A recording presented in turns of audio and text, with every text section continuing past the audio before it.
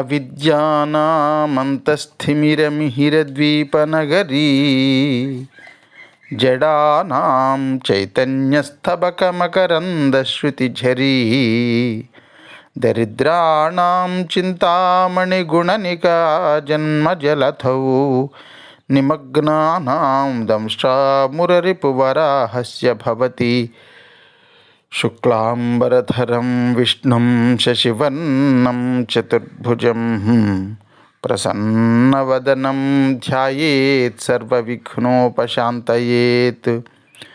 వందే గురుపదద్వంద్వమవాన్మనసగోచరం రక్తశుక్లప్రభామిశ్రమతర్క్యం త్రిపురం మహః.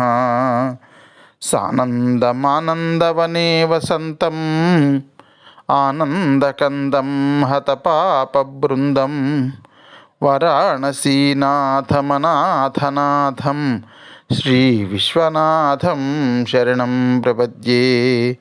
విశ్వేశం మాధవం ఢుంఢిం దండపాణిం చ భైరవం వందే కాశీగుహాం గంగాం భవానీం మణికర్ణికాం.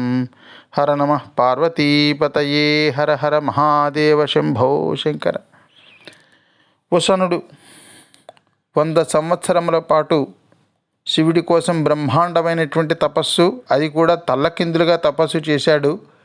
ఈ 100 సంవత్సరములు కూడా రాక్షసులకు చెప్పాడు, మీరు సాధు జంతువుల్లాగా బతకండని. వాళ్ళు అలాగే సాధు జంతువుల్లాగా బతుకుతున్నారు. వాళ్ళంతా శాకాహారులుగా మారిపోయారు వాళ్ళు.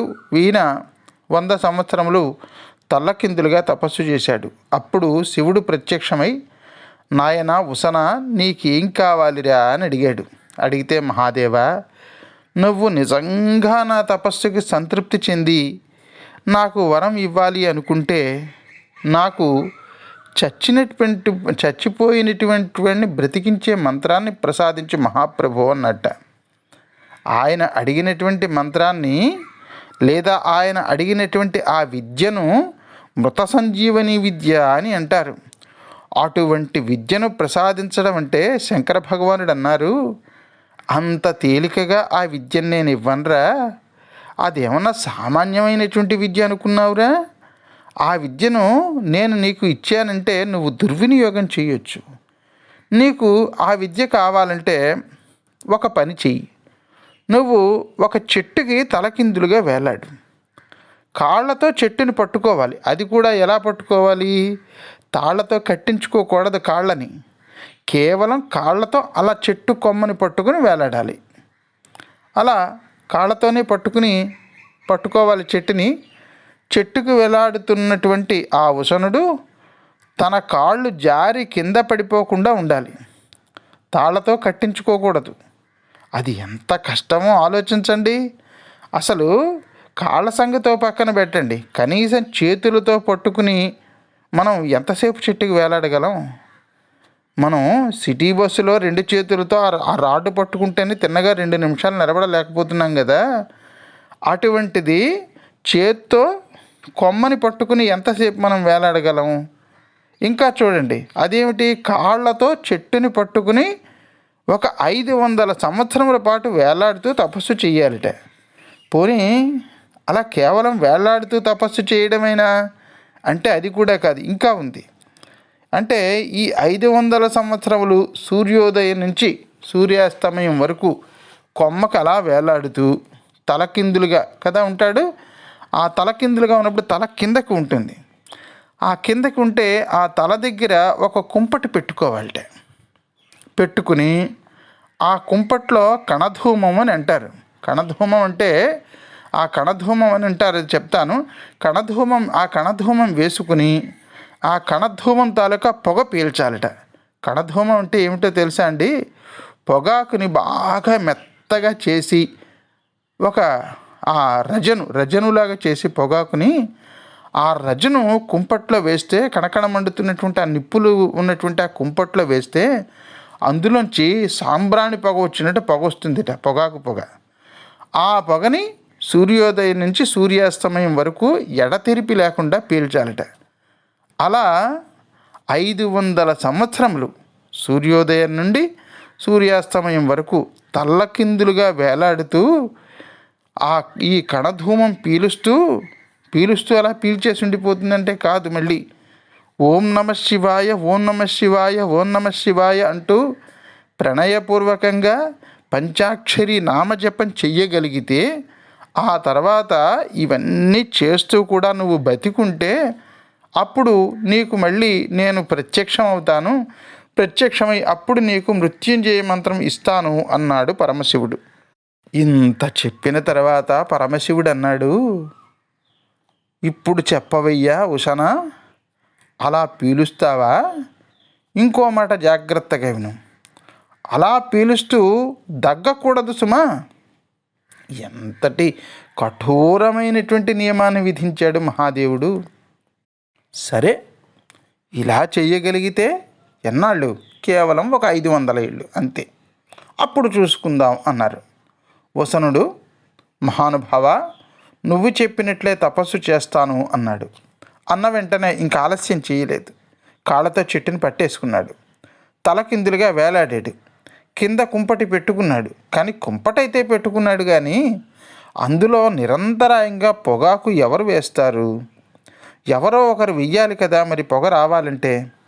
అయితే ఈయన అదృష్టం బాగుందండి.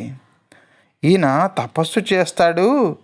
ఈయన తపస్సు చేస్తే ఈయనకి శివుడు ప్రత్యక్షం అవుతాడు, మృత సంజీవిని విద్య వీడికి వచ్చేస్తుంది, కాబట్టి ఈయన తపస్సు పాడు చేస్తే బాగుంటుంది అని ఇంద్రుడు తన కూతురు జయంతిని పంపించాడు.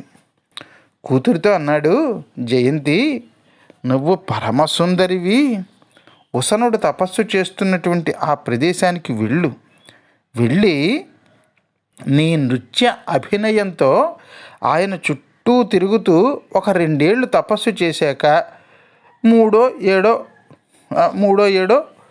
ఏదో 4వ ఏడో ఒక 2-3 ఏళ్ళు తపస్సు చేసిన తర్వాత నీ ఒళ్ళో అతను పడేలా చేసుకో. నీ వల్లో పడ్డాక ఇంకా ఆయన తపస్సు చేయలేడు. అందుకని ఆ రకంగా ఆయన తపస్సు భగ్నం అయితే ఆయనకి ఇంకా మృత సంజీవిని ఆయన చేతికి రాదు అని ఉసనుడి యొక్క తపస్సు పాడు చేయమని తన కన్న కూతురిని పంపించాడండి ఇంద్రుడు. తండ్రి మాట విన్నది జయంతి. విని ఉసనుడు తపస్సు చేస్తున్నటువంటి ఆ ప్రాంతానికి వచ్చింది. ఉసనుడి యొక్క తపస్సు భగ్నం చేయడానికి వచ్చింది. ఎందుకు వచ్చింది? ఉసనుడి యొక్క తపస్సు భగ్నం చేయడానికి వచ్చింది. కానీ వచ్చిన తర్వాత చూసింది ఆ ఉసనుని. ఒకసారి ఆ ఉసనుని చూడగానే జయంతికి విపరీతమైనటువంటి భక్తి కలిగింది ఆయన మీద. అందుకని జయంతి ఉసనుడితో అంది, ఏమండి, నేను మీకు సేవలు చేయడానికి వచ్చానండి, మీరు అంగీకరించి అనుమతిస్తే నేను మీకు సేవ చేస్తానండి అన్నది. ఆయన అన్నాడు, అమ్మాయి, నువ్వు నాకు సేవ చెయ్యాలి అని అనుకుంటే ఒక పని చెయ్యి. నేను సూర్యోదయం నుంచి సూర్యాస్తమయం వరకు నేను తలకిందులుగా తపస్సు చేస్తాను. అప్పుడు నా తల కింద కుంపటి పెట్టి ఉదయం నుంచి సాయంత్రం వరకు అందులో ఆ పొగాకు యొక్క పొడి, ఆ రజను వెయ్యాలి. అప్పుడు అందులోంచి పొగ వస్తుంది. దాన్ని కణధూమం అంటారు. ఆ కణధూమం నేను పీల్చాలి. ఈ సేవ చేస్తావా నువ్వు అని అడిగాడు. చేస్తాను అన్నది ఈవిడ. అప్పటి నుండి ఆయన అలా వేళ్లాడగానే ఆవిడ ఆయన తలకి సరిగ్గా కిందనే కుంపటి పెట్టేది. అందులో సూర్యోదయం నుంచి సూర్యాస్తమయం వరకు ఆ పొగాకు తాలూకా రజను వేస్తూ కణధూమం నిరంతరాయం వేస్తూనే ఉండేది. పొగాకు తురుముతూ వేస్తూ ఉండేది. ఆ కణధూమం పీలుస్తూ ఉక్కిరి బిక్కిరి అయిపోతూ ఓం నమ శివాయ, ఓం నమ శివాయ, ఓం నమ శివాయ అంటూ ప్రణవపూర్వకంగా పంచాక్షరీ మంత్రాన్ని జపిస్తూ తపస్సు మాత్రం మానలేదు ఉసనుడు. దగ్గు మాత్రం రాకుండా అతి కష్టం మీద నిగ్రహించుకునేవాడు. ఈ ప్రక్రియ వలన ఆయన ముఖం ఎర్రగా కందిపోయి వాడిపోయేదిట. అప్పుడు జయంతి తామరాకులు పక్కన పెట్టుకుని ఆ తామరాకులు నీళ్లలో తడుపుతూ ఆ తామరాకుతో ఆయనకు విసురుతూ ధూపం వేసేదిట. అలా ఆవిడ తామరాకులతో విసురుతూ ఉండడం వల్ల ఈ పొగ దెబ్బ ఆయన్ని తట్టుకోగలిగాడు. అలా 500 సంవత్సరముల పాటు జయంతి సేవ చేసింది. ఆయన తపస్సు పూర్తయింది. తర్వాత జరిగినటువంటి విశేషం మనం రేపటి భాగంలో శ్రద్ధగా వినేటటువంటి ప్రయత్నం చేద్దాం భక్త మహాశైలారా. అంతవరకు స్వస్తి ప్రజాభ్య పరిపాలయంతాం న్యాయేన మార్గేణ మహిమహీషాః గోబ్రాహ్మణేభ్య శుభమస్తు నిత్యం. లోకా సమస్తా సుఖినో భవంతు. సర్వే జనా సుఖినో భవంతు. హర నమః పార్వతీపతయే. హర హర మహాదేవ శంభో శంకర.